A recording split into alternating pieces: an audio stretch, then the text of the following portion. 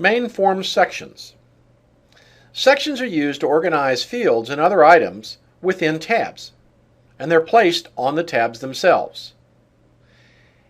Each section has a customizable header, and you can configure whether heading and/or heading underline is displayed. And sections can be configured to contain from 1 through 4 columns. So here's an example of some main form sections within a tab. As you can see, we have the General tab, and within it, an Overview section and an Assignment Information section. So let's take a look at this live. So we're back into our distributor form example. In this form, we already have a General tab, and within it, a General section. In this particular case, the General section is configured to not show the label of the section on the form and to not show a line at the top of the section. We can change this. We can go ahead and click these two boxes and click OK. And now on the form, General and underscore are both displayed to organize the section within the tab and make it more obvious. I can also customize the section to get rid of these two items, because in this particular instance, the General is the name of the tab and I don't need to have a section with a separate name. But what I would like to do is to change the formatting. So let's take a look at the formatting options that we have in front of us. On a section, I can choose a layout of 1, 2, 3, or 4 columns. So I could go ahead and expand this to a 3-column layout. I also can choose label alignment. I can choose to have my field labels aligned to the left, to the right, or to center, as displayed in this icon here. And finally, I can choose my field labels as to whether I want them to appear to the side of the elements within my section or on top. Each section has the ability to configure these things individually, which therefore gives you the ability to have highly customizable user experience. So I'll go ahead and make some alterations and save. And as you can see, this section now has 3 columns, and it is right justifying the labels next to the columns. If I go back in to the section and I want to make a change and change it back to 2 columns, I can do this. However, if there was any items stored in the 3rd column, they would be lost when I make this change.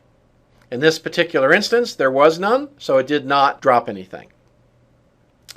So that's how sections work. Main form data elements. Data elements are added to sections within tabs on the form. The types of data elements we can add include attributes, but only those contained within the entity that the form is associated with, subgrids of related entities, web resources, spacers, iframes, and even a notes panel.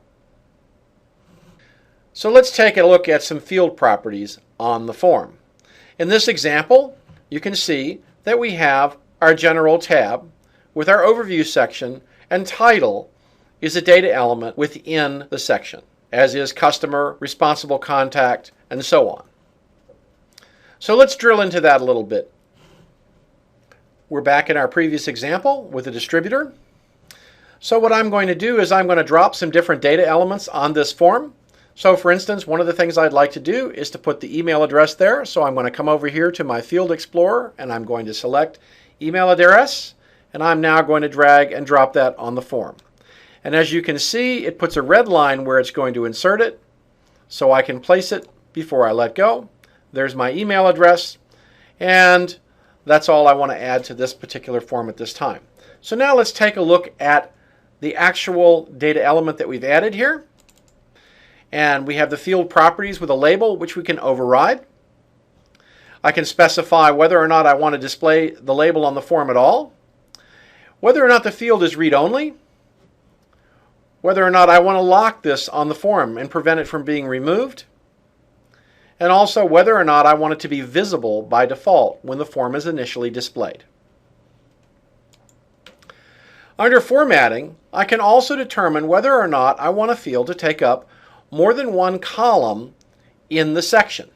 The default is for the field to take up one column, but if I had a section that was 4 columns wide, I could set it to be 4 columns if I so chose, 3 or 2. In this particular case, the section that I'm in only supports 2 columns, so that's the most that I can choose. We'll see how that shows out in a minute. Under Details, I can see the display name as well as the schema name in the database, as well as the description. I also can click this button and go and edit the actual attribute itself, should I need to do that. This is a handy new feature that makes it much easier to get your customizations done quickly. And finally, fields support events. In this particular case, fields support only an on-change event. But I can add libraries and events to link to this field, and as the field is changed, it will fire the on-change event. So here we are. I've gone ahead and updated, and I have my email address, which now spans 2 columns as required, and I can also drag that and drop that around and move it around as needed. The other data elements that I can add can be found over here. So we'll go ahead and add a subgrid, and in this particular case, the only choices that I have are the regarding fields. So I'm going to choose to show activities on a subgrid on this page, and the default view will be historical activities or closed activities, and we will call the label historical, and I'm not going to display a search box, nor do I want to display an index, and I'm not going to give it the opportunity to select different views, because I want to just pin this down right here.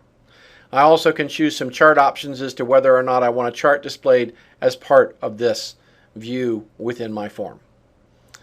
So I've gone ahead and taken care of that. We'll also go ahead and look at how many columns I want it to be, and it's going to take up 2 columns. And I have now added a historical activities subgrid to the middle of my form.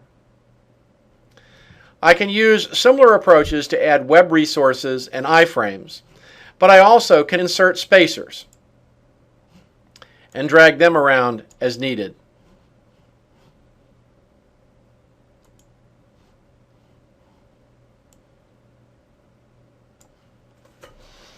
Thus allowing me to better organize the look and feel of my user interface.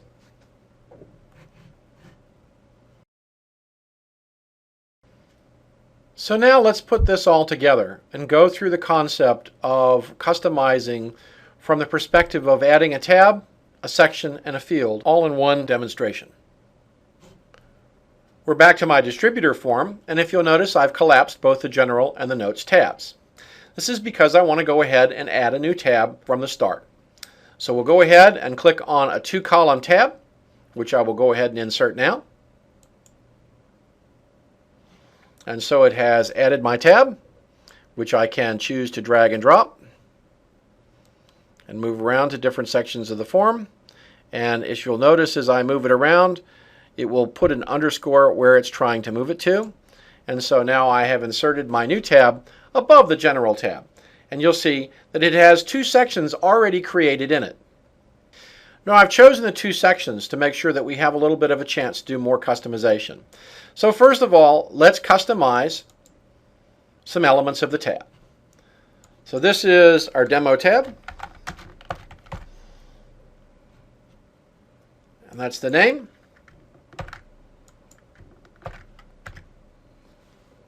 And I do want to show the label on the form. I do want to expand it to by default, and I do want it to be visible. Under formatting, however, what I would like is a 75-25 split. So I will go ahead and do that, and I do not intend to add any events or form libraries to this tab, although I could, and the event that would be fired is a tab state change when it is opened or closed. So we'll click OK, and now you'll see that within the demo tab, the rename has happened. It also shows up here, and we have the 2 sections that have been divided in it side by side. Now, let's drill down into a section. Here we have a section that was automatically created, And so this is our left section. And we will also give it the same label. And I do want to show this label of this section on the form. And I want to create an underline to highlight the division in the form itself within the tab. Under formatting, I can go and change the number of columns that were originally created. So I can change it to 1, 3, or 4. In this particular case, we'll go ahead and set up 3 columns here. I'm going to leave my field label alignment on the left side, and I do want my field labels to be still on the left side. So let's go ahead and apply these customizations. And as you can see, now we have a situation that has a section called left section that has 3 fields within it, and we have the second section that was automatically created when we created our tab. So we'll make this our right section.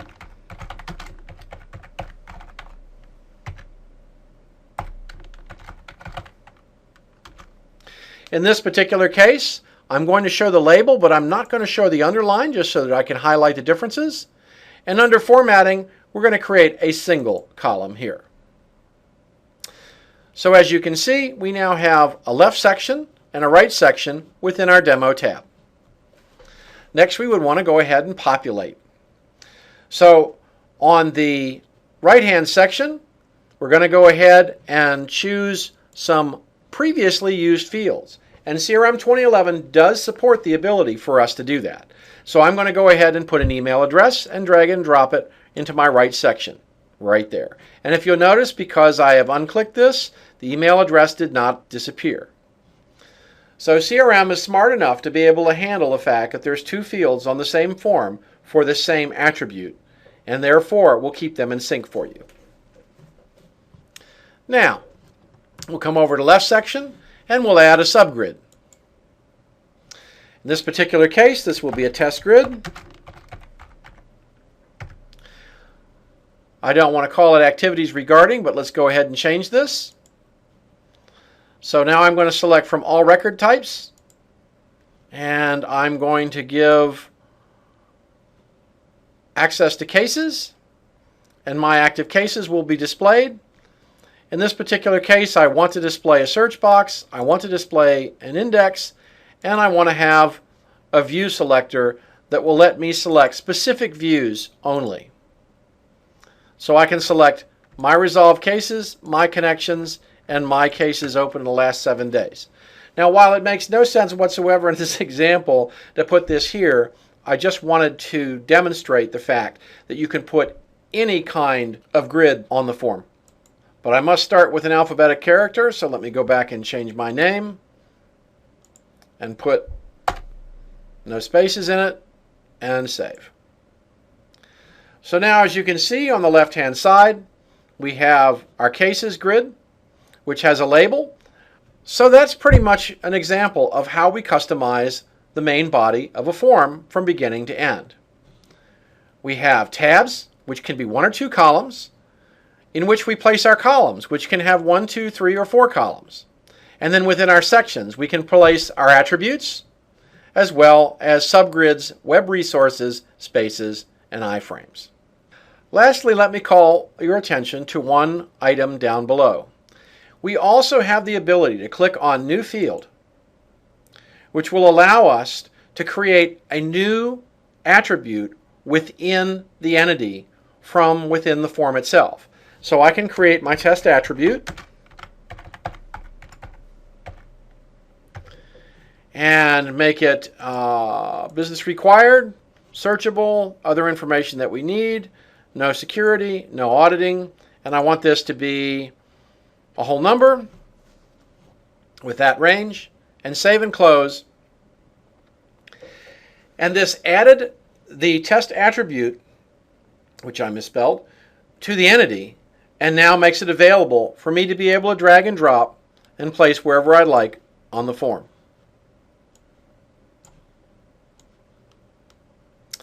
And there you have it. That is customizing the body of a form.